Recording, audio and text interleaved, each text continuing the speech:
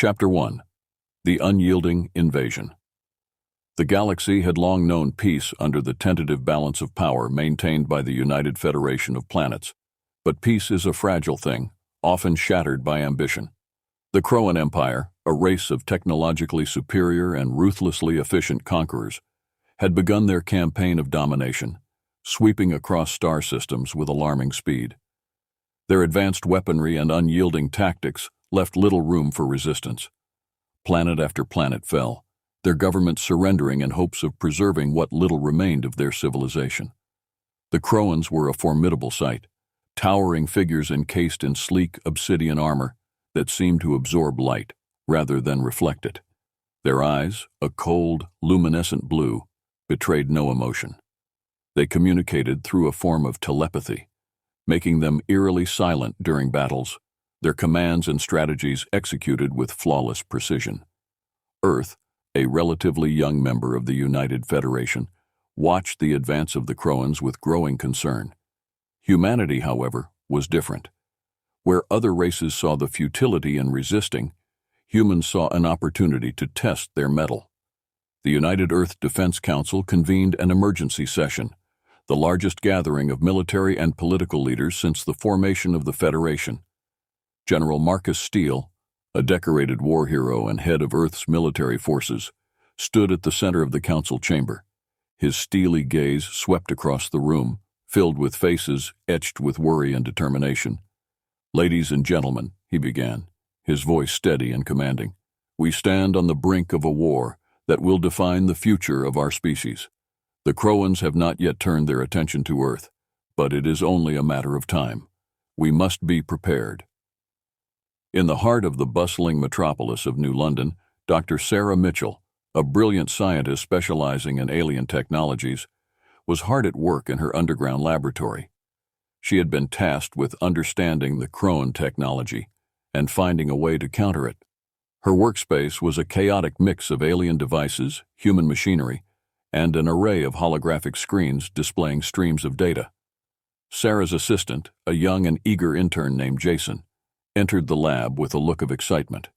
"Dr. Mitchell, you need to see this," he exclaimed, holding up a tablet. Sarah glanced up from her work, her curiosity piqued. Jason activated the tablet, projecting a hologram of a Crowan drone that had been captured during a skirmish on the outer fringes of human space. "I've managed to decipher part of its communication protocol. It's using a form of quantum entanglement for instantaneous communication. If we can tap into this, we might be able to intercept their commands." Sarah's eyes widened with realization. "This could be the breakthrough we need. Excellent work, Jason. Let's get this integrated into our defense network immediately." As preparations continued, Earth's leaders reached out to other member planets of the United Federation, urging them to resist the Crowan advance. Many were skeptical, citing the overwhelming power of the Crowan Empire. Yet, humanity's unwavering resolve began to stir a flicker of hope among the defeated races. In the cold vacuum of space, the first Crowan fleet appeared on the edges of the Sol system. General Steele watched the tactical display, his jaw set in grim determination. "All units, this is it. Remember what we're fighting for. We will show the Crowans that humanity does not surrender." The battle for Earth was about to begin. Chapter 2. The Turning Tide. The initial skirmishes with the Crowan fleet were brutal. Earth's space defense forces, though outnumbered and outgunned, fought with a tenacity that surprised their enemies. The Crowans, accustomed to swift victories, found themselves facing a level of resistance they had not anticipated. In the control center of the United Earth Defense Headquarters, General Steele coordinated the defense efforts, his strategic mind racing to outmaneuver the Crowans. "Deploy the Saturn fleet to flank their eastern perimeter. We need to draw their fire away from the civilian sectors," he ordered. In the midst of the chaos, Dr. Sarah Mitchell and her team worked tirelessly to exploit the captured Crowan drone's technology. The lab was a hive of activity, with engineers and scientists collaborating on a countermeasure that could turn the tide of battle. Sarah's hands moved rapidly over a console, her mind focused on the task at hand.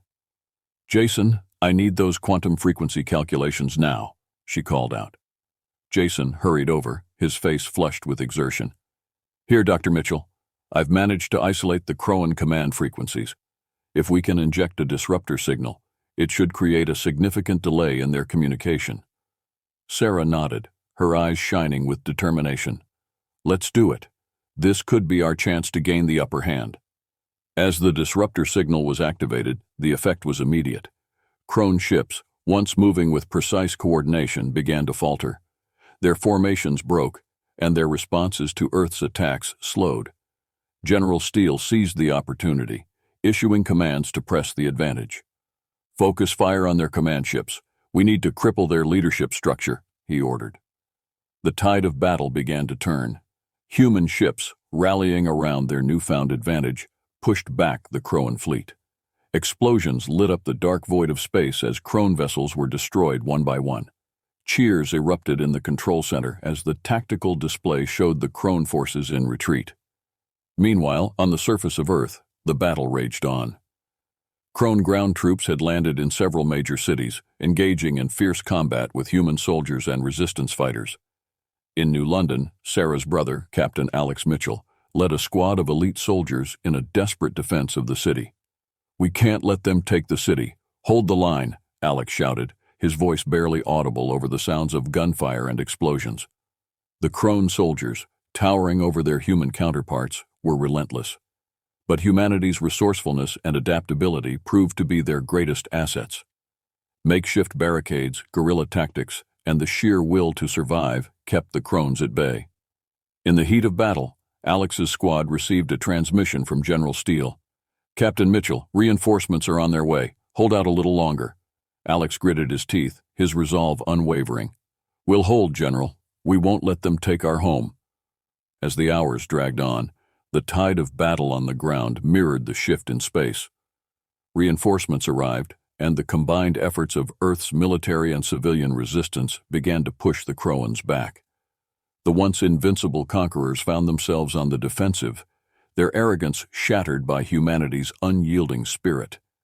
In the skies above, the remnants of the Crowan fleet attempted to regroup.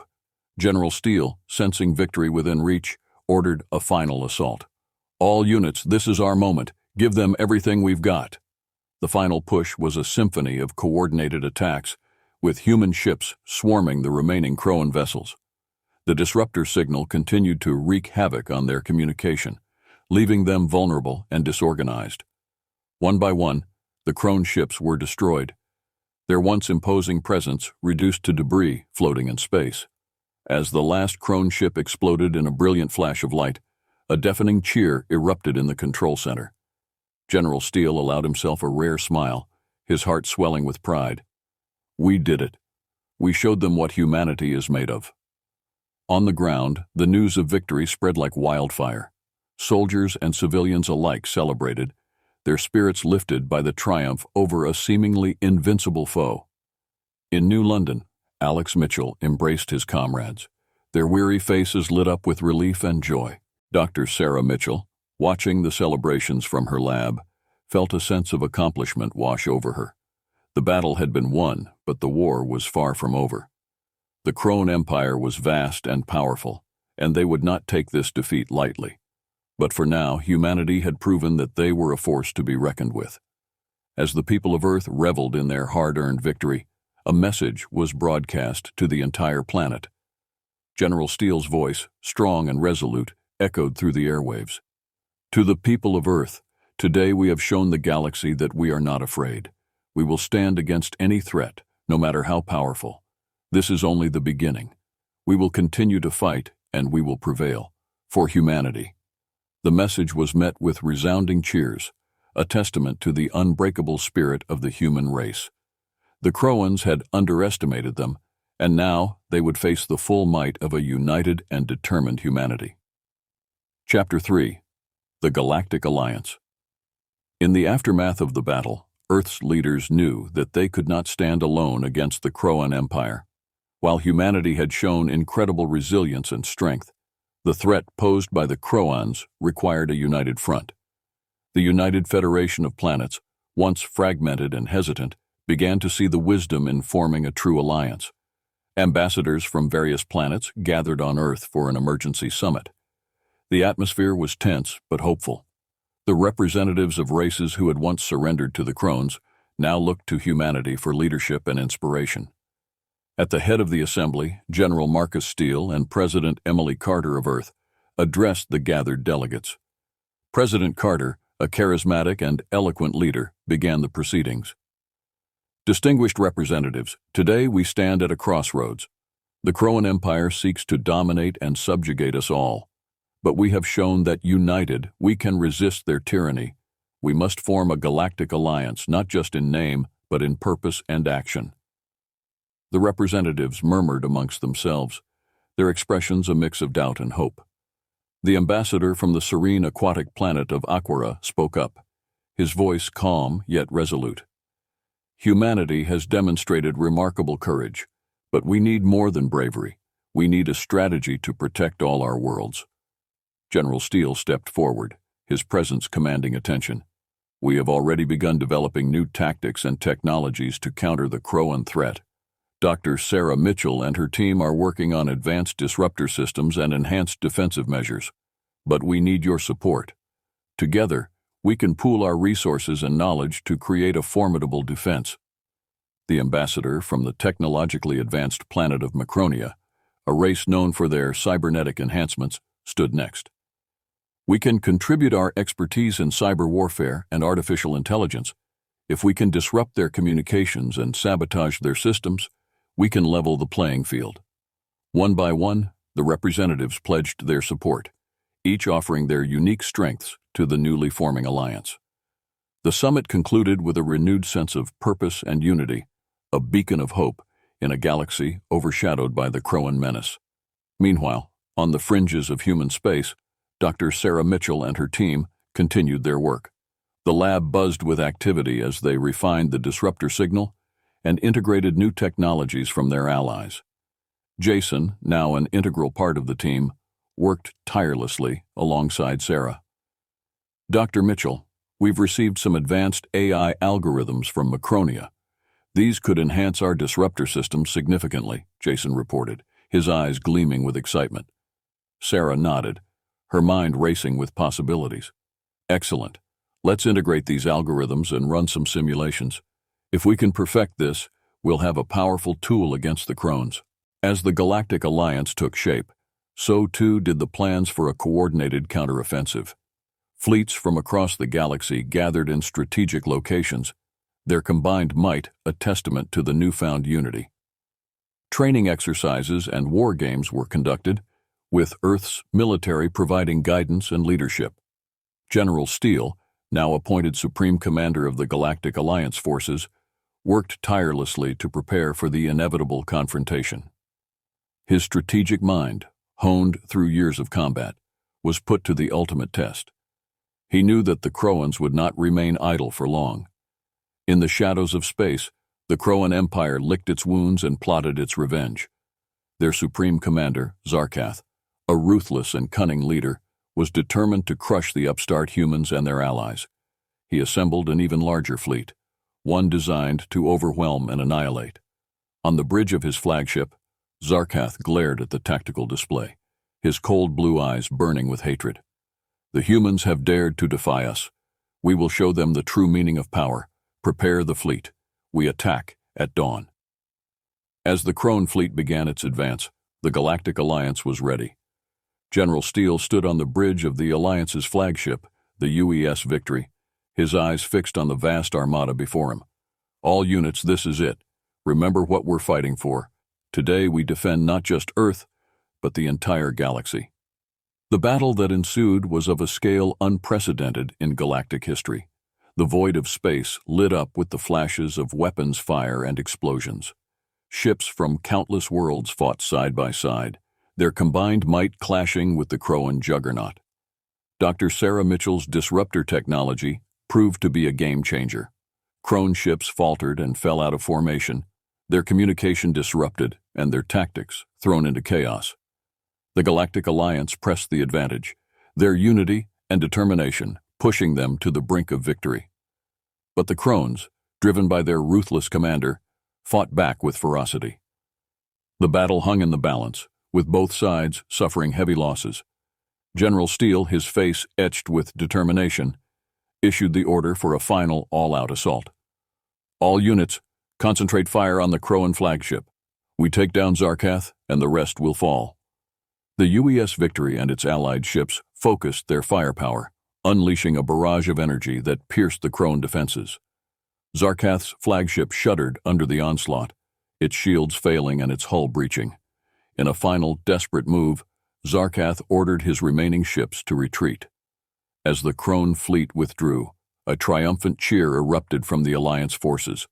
The galaxy had been saved, at least for now.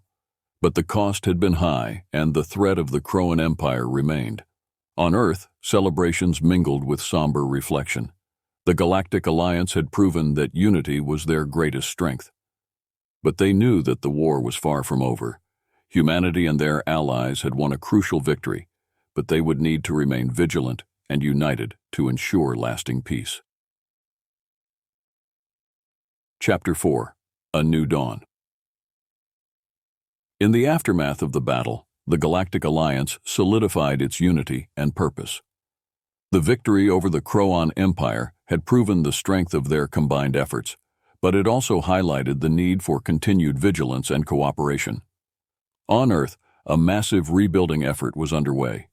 Cities damaged in the conflict were being restored, and the scars of war began to heal. General Marcus Steele, now hailed as a hero across the galaxy, worked tirelessly to ensure that Earth remained prepared for any future threats. His leadership had been instrumental in forging the Galactic Alliance, and he continued to serve as its supreme commander. Dr. Sarah Mitchell, whose technological innovations had played a crucial role in the victory, was recognized as one of the leading minds of her generation. She and her team continued their research, developing new technologies to enhance the Alliance's defenses and ensure that they remained one step ahead of the Crowan threat. In a grand ceremony held in New London, representatives from all member planets of the Galactic Alliance gathered to celebrate their victory and reaffirm their commitment to mutual defense and cooperation. The event was broadcast across the galaxy, a symbol of unity and hope. President Emily Carter of Earth stood at the podium, her voice carrying a message of resilience and unity. Today we celebrate not just a victory but the dawn of a new era, an era where we stand together, united against any threat that seeks to divide us. The Galactic Alliance is more than a coalition. It is a promise to protect each other, to share our strengths, and to forge a future where all can thrive. The crowd erupted in applause, their spirits lifted by the sense of collective purpose. Among the dignitaries, the ambassadors who had once doubted the feasibility of such an alliance now stood proudly, their planets united in a common cause. Captain Alex Mitchell, having survived the brutal ground battles and played a key role in defending New London, was also honored for his bravery and leadership. He stood beside his sister Sarah, their bond strengthened by the trials they had faced together. In the days that followed, the Galactic Alliance set about establishing permanent structures for cooperation. Joint military exercises, technological exchanges, and diplomatic missions became routine, ensuring that the bonds forged in the heat of battle remained strong. The Crowan Empire, though beaten back, was not defeated. They retreated to their strongholds, licking their wounds and plotting their next move. Supreme Commander Zarkath, driven by a burning desire for revenge, vowed to crush the upstart humans and their allies. But the Alliance, now fully aware of the threat they faced, remained vigilant. On the bridge of the UES Victory, General Steele received regular updates on the Crowan movements. He knew that the battle for the galaxy was far from over, but he also knew that they had the strength and unity to face whatever came next. Dr. Sarah Mitchell continued her work, collaborating with scientists from across the galaxy. The technologies they developed not only enhanced their defenses, but also led to new advancements in medicine, communication, and energy. The war had sparked a wave of innovation that promised to benefit all member planets of the Alliance. As the years passed, the Galactic Alliance grew stronger. The memory of their hard-fought victory over the Crowans served as a constant reminder of what they could achieve together. The once fragmented Federation had transformed into a cohesive and powerful entity, capable of facing any threat. In the vastness of space, humanity and their allies stood ready. The Crowan Empire, though a formidable foe, had met its match in the unity and resilience of the Galactic Alliance. The future was uncertain, but for the first time in a long time, there was hope. And so, under the banner of the Galactic Alliance, the galaxy faced a new dawn. A dawn where the light of unity and cooperation shone brightly, dispelling the shadows of tyranny and fear. Humanity, having proven its strength and resolve, stood at the forefront of this new era, ready to defend the freedom and prosperity of all.